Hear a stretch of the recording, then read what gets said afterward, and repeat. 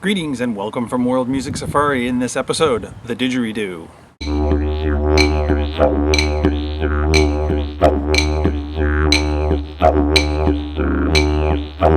So the Didgeridoo is an Australian instrument that is arguably one of the oldest instruments in the world. There are cave paintings that date them back to approximately 50,000 years, and they've been around forever. However, the didgeridoos I play in this video aren't traditional, and that's because they're not made from eucalyptus and they don't have the Australian dot art on the outside. But other than that, they function exactly like real didgeridoos, because they are real didgeridoos. The first one that I'm playing here is a Teak Didgeridoo. I'm pretty sure this one comes from Thailand. I was gifted it by a friend, and it sounds amazing, as you can hear.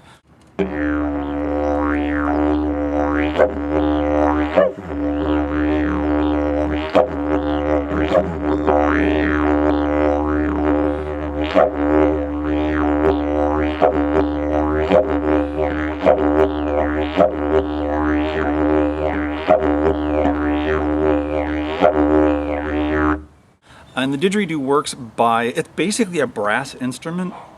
Even though it's made out of wood, it functions like a trombone or a trumpet. But unlike the trombone or the trumpet, where you want to have your center nice and your sound nice and centered, the didgeridoo is all spread. So like when you hear a blatty trombone, that's what you want to do with the didgeridoo. Now you'll notice that I play mine a little bit off to the side of my mouth.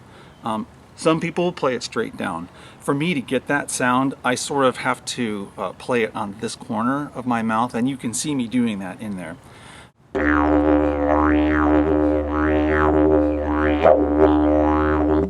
And the trick with the didgeridoo is to get some of that sound to kind of go back into your mouth, and then when you say your vowels through, like A, E, I, O, U, you'll hear that actually come through. So I'm just moving my tongue around to move the partials. The didgeridoo only plays one low note, but you can hear the overtones on top. I'm changing that using my tongue and the shape of my mouth, but also you'll hear me using my voice a little bit. You actually kind of say something through the didgeridoo, like a little bark, like you're hearing the dog behind me do, just a little through it, and it'll come out the end of the didgeridoo. And you can hold a tone too. There's another spot in this video where I will hold a tone for a long time, and you can hear the partials changing.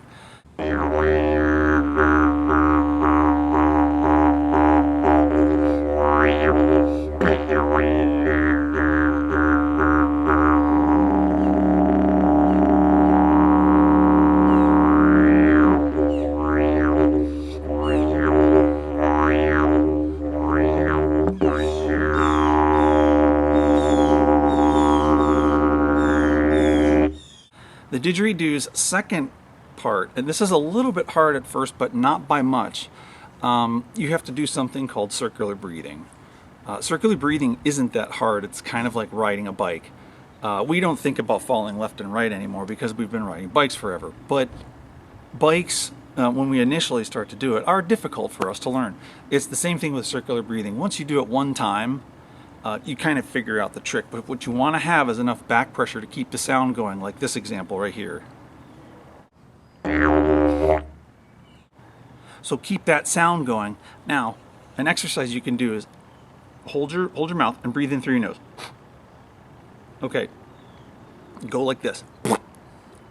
Okay, while you're going, breathe in through your nose. It sounds like it's a ridiculous exercise, which it is a ridiculous exercise, but once you have that back pressure on the didgeridoo, you can keep the sound going, so you have just maybe a half a second to take a quick breath in through your nose. Now, I push my nose sideways so that my nostrils don't close up.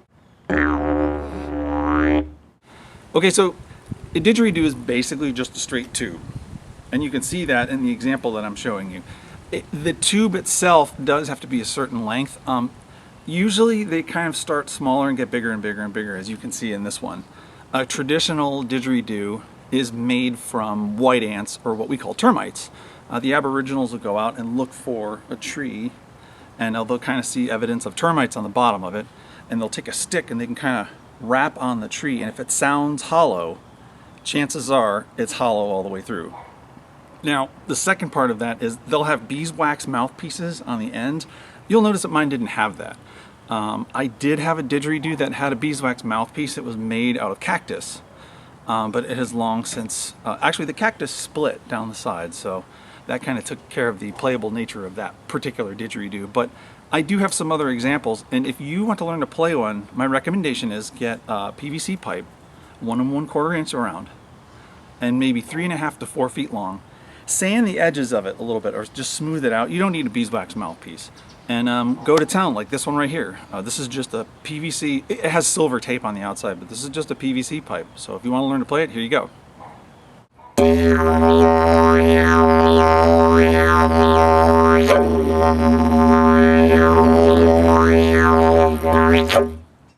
And then of course this last one. This is a fiberglass didgeridoo, and obviously it's not straight. It kind of looks like, well, we called it an atomic didgeridoo, but it ended up looking a little bit more like a sheep intestine. So, but it's made out of fiberglass. We made a mold, wrapped fiberglass around it, then heated up the wax and poured the mold out of this. So that's how this one was made.